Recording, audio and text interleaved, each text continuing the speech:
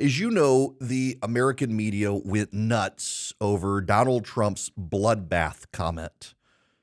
It was clearly in context about the automotive industry and the economy, but the media made it about his violent rhetoric and call to violence.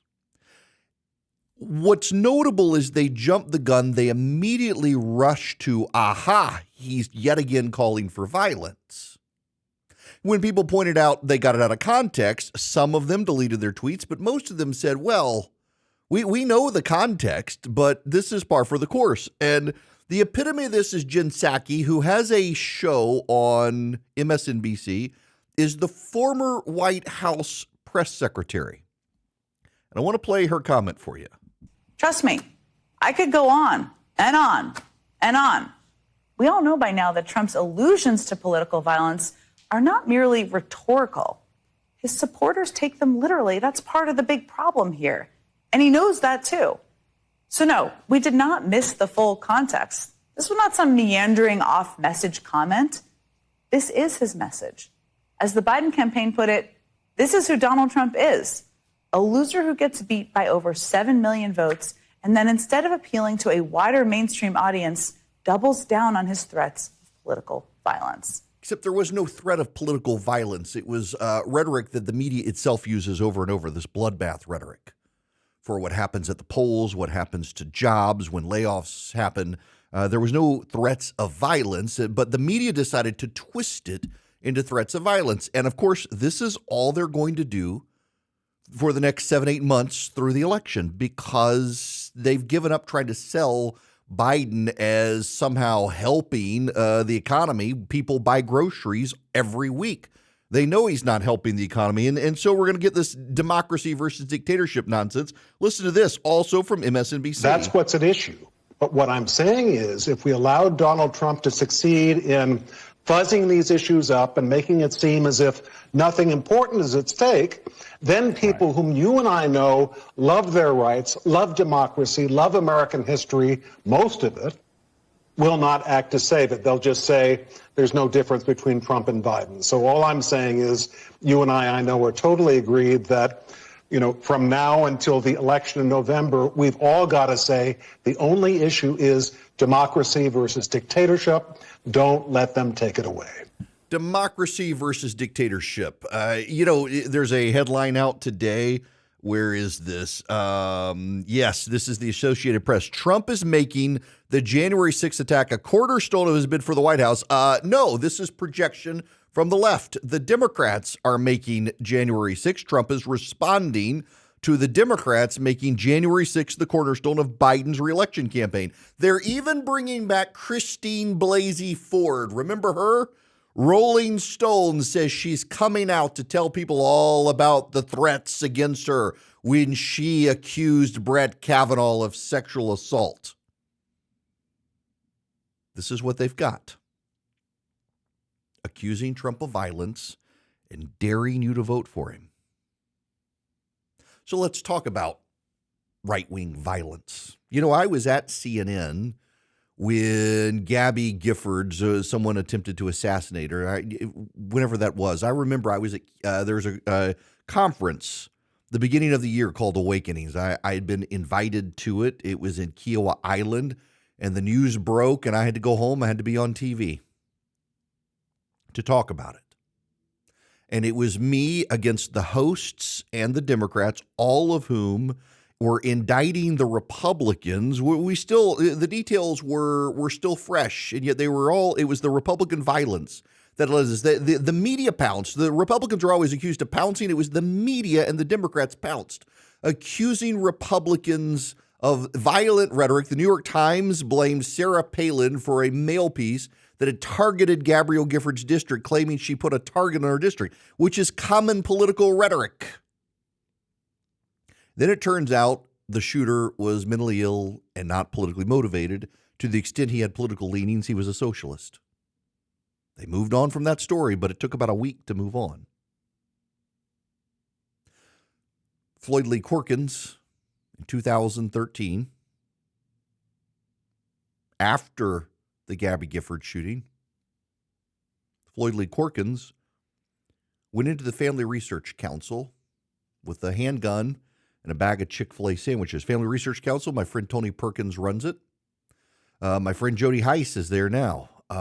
Great people. Great people. A fantastic organization I'm proud to support. Floyd Lee Corkins went in with a bag of Chick-fil-A sandwiches and a gun and intended to put bullets in the heads of the employees and then stuff Chick-fil-A sandwiches in their mouths because they opposed gay marriage and were listed as a homophobic group by the Southern Poverty Law Center. Fast forward.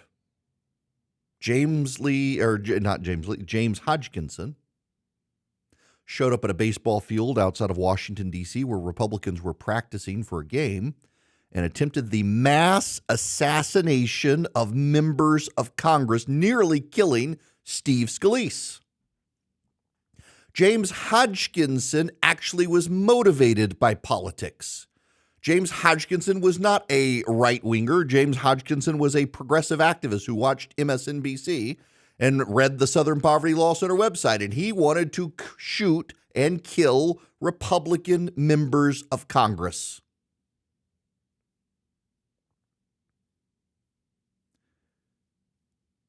I was not at CNN at the time, but I have many friends who were.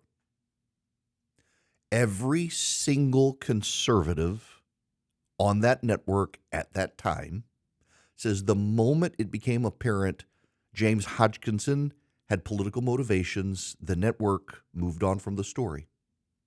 Every single conservative who worked there that I know said they moved on from the story. The moment it turned out he was a Bernie Sanders supporter, they dropped the story.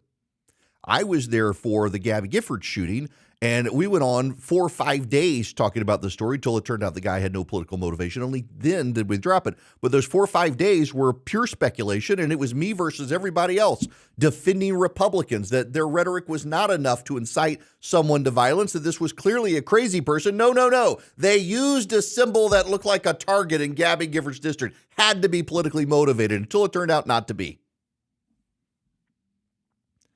The American Press Corps has picked a side.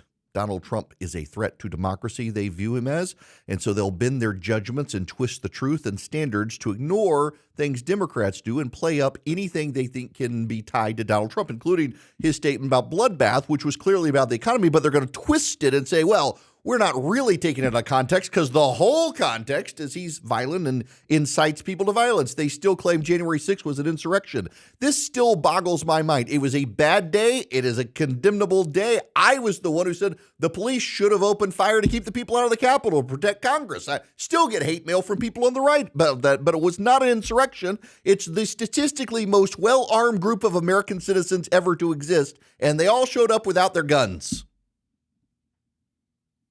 Some insurrection. One shot fired that day by a police officer, stopping a woman from smashing through a window. On Trump's inaugural day, over 200 people were arrested. The night before at a ball, Republicans were attacked, one injured. The police had to fire tear gas. On inaugural day, over 200 people arrested. They smashed windows of businesses. They threw Molotov cocktails. They threw concrete and rocks at police. 6 police officers were injured. Remember, they talk about the police officers injured at the Capitol on January 6th. They never want to talk about the police officers injured by progressive activists on Trump's inaugural day. Charges against 129 of the rioters were dismissed. 21 people pled guilty. Others were found guilty. The reason for the disparity, and they point to the mass number of people arrested on January 6th as disproportionate, except on inaugural day, they couldn't use cell phone records to specifically tie people to the fire bombings of businesses and the violence against police. And many of them had their faces covered and security cameras couldn't pick up who they were. On January 6th, it was very easy. Round up everybody whose cell phone records showed they were inside Congress. It was easier to prosecute. That's why. The reason so many people had their cases dismissed over Trump's inaugural was because the police could not actually tie them to the violence. The progressive left in the last few years has sabotaged rail lines. Have you heard major national coverage about this? It's true. progressive activist has sabotaged rail lines in this country, derailing trains carrying fossil fuels. They vandalized the Constitution and Declaration of Independence just the other week, destroying works of art as progressive activists scream about climate change. They've attacked individuals and corporate CEOs and others who they say are threats to the environment. Progressive activists have done this. They've attempted mass assassinations of Republican members of Congress and conservative political workers in Washington, D.C. They've rioted. They've vandalized businesses. They've firebombed businesses. They've harassed people in churches. In Atlanta, they've attacked police and firefighters and firebombed a youth facility to stop a police training facility from being built. All of these people are on the left. And what does the media do? Check the box. Well, we gave it 3 seconds of news coverage. Therefore, you can't say we didn't cover it. Look at what's happening on college campuses. College professors in anti-Semitic tirades, progressive students hounding Jewish students locked inside a library, demanding they come out and face justice. Speakers on college campuses being shut down and chased off campus by progressive activists, many times with the academic community and the leadership of the universities nodding along in agreement. All progressives. And the media doesn't say anything about it. The media doesn't say anything about that violence. They don't want to cover that violence. They only want to cover the right. I want to go back to Jen Psaki. You need to hear this again. Trust me, I could go on and on and on. We all know by now that Trump's allusions to political violence are not merely rhetorical. His supporters take them literally. His supporters take them literally. There's just one problem with what Jen Psaki said. In just the last decade, we've had a mass assassination attempt on Republican members of Congress and a mass assassination attempt on conservative political activists. And both of the would-be assassins were MSNBC viewers, not Fox News viewers. Is Jen Psaki going to hold her own network and her own side accountable? Not going to hold my breath.